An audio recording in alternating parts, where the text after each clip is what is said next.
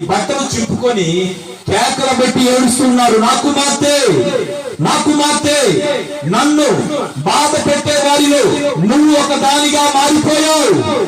అదేంటయ్యా, నేనేం చేశాను తండ్రి అని కుమార్తె అడిగితే, ఇదిగో నేను శత్రువుల పైన యుద్ధములో గెలిచినట్లయితే, శత్రువుల పైన నేను విజయాన్ని పొందుకున్నట్లయితే, ఏదైతే నా గృహములో నుంచి, నా ఇంటిలో నుంచి మొదటిగా వస్తుందో అది బలిగాను ప్రతిష్ఠగాను నేను దేవునికి ఇస్తానని మాట ఇచ్చాను. ఇప్పుడు ఏం చేయాలి కుమార్తె విషయంలో? తండ్రి ఏం చేయాలి? ఎవరిస్తారు?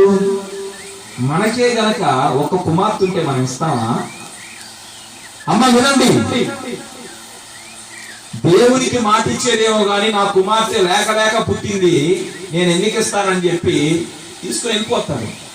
కానీ తండ్రి విషయంలో అలా ఏడుస్తూ ఉంటే కుమార్తె అంటుంది, నా తండ్రి, వినండి, నా తండ్రి, దేవునికి మాట ఇచ్చావా? దేవునికి మాట ఇచ్చావా? అయితే దేవునికి మాట ఇస్తే మాట నీవు తప్పకూడదు. నీవన్నట్లుగానే నన్ను బలిగా ఇచ్చేసేయి.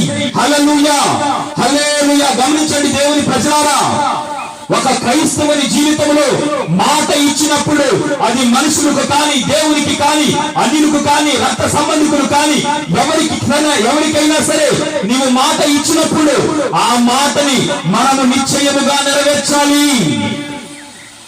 ఆ మాట ప్రకారముగే మనం నిలబడాలి. ఏదో పనికి మాలిన మాట నాలుగు చెప్పి చేతబాత కాకుండా ఎవడు మాట ఏమన్నాడు నిన్ను? అవునంటారా కాదంటారమ్మా? ఇప్పుడు నీవు ఇవ్వలేనప్పుడు, చేతగానప్పుడు నీకు అవసరం లేదు కదా. ఇక్కడొక మాట చెప్పి, అక్కడొక మాట చెప్పి, అక్కడొక మాట చెప్పి, ఇక్కడొక మాట చెప్పి నీవు అన్యుడు కాదు, నీవు దేవుడంటే తెలియని వాడివి కాదు. మనము మాట్లాడే మాట యథార్థముగా ఉండాలి.